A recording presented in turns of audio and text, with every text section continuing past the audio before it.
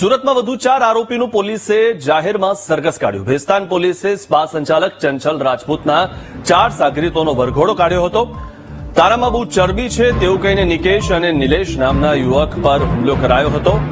ત્યારે 8મી ડિસેમ્બરે મોડી સાંજે અખિલેશ અને હર્ષ નામના શખ્સોએ હુમલો કર્યો હતો। 4 શખ્સોએ નિકેશ અને નિલેશ નામના યુવાનો પર હુમલો કર્યો હતો। ત્યારે ચપ્પુ અને લાકડાના ફટકા મારીને ફરાર થઈ ગયેલા શખ્સોની પોલીસે ધરપકડ કરી અને સમગ્ર ઘટના બાદ ભેસ્તાન પોલીસે ચંચલ રાજપૂત અને 4 શખ્સો સામે ફરિયાદ નોંધી હતી। જીવલેણ હુમલો કરનાર 4 શખ્સોની ધરપકડ કરીને પોલીસે તેમનું સરઘસ કાઢ્યું હતું। જ્યારે આરોપીઓનું સરઘસ કાઢવામાં આવતું હોય છે ત્યારે તેઓ બિલાડી બની જતા હોય છે।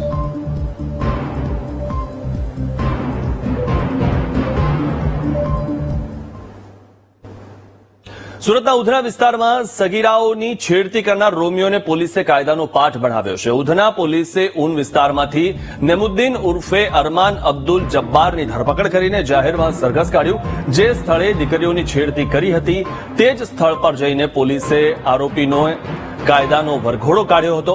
ત્યારે ઉધનામાં ભરબજારમાં જાહેર લોકોની વચ્ચેથી આરોપીને જોકરની માફક ફેરવ્યો હતો। પોલીસે સરઘસ કાઢીને આરોપીની હેકડી કાઢી નાખી હતી। કિશોરીઓને છેડતી કરીને નરાધમે કેવો અપરાધ કર્યો તેવું તેને ભાન કરાવ્યું હતું।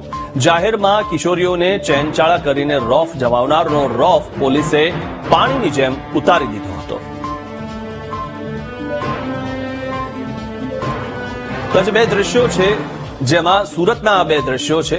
એમાં એક કાયદાનો પાઠ ભણાવ્યો અને કાયદાનો પાઠ ભણાવીને આ જે આરોપીઓ હતા કે જેઓ દાદાગીરી કરતા હતા તેમનું જાહેરમાં સરઘસ કાઢ્યું હતું। અને બીજું જે દ્રશ્ય છે કિશોરીઓની ખુલ્લેઆમ છેડતી કરનાર જે નરાધમ નેમુદ્દીન છે તેનું પણ સરઘસ કાઢ્યું હતું। પોતાને બહુ મોટો 30 મારખા સમજતો હતો અને તેનું જ્યારે સરઘસ કાઢવામાં આવ્યું અને લોકોને એ બતાવવામાં આવ્યું કે આ વ્યક્તિ શું છે અને કેટલો પાણીમાં છે। ત્યારે મહત્વની વાત એ છે કે આ રીતે જ્યારે સરઘસ કાઢવામાં આવતું હોય ત્યારે આરોપીઓ ફરીથી આ પ્રકારનો કોઈ ગુનો ન કરે અથવા તો કોઈ પણ ગુનો કરતા પહેલા 100 વાર વિચાર કરે। એટલા માટે જ આ રીતે આરોપીઓનું સરઘસ કાઢવામાં આવતું હોય છે કારણ કે તેમને કાયદાનું ભાન થાય।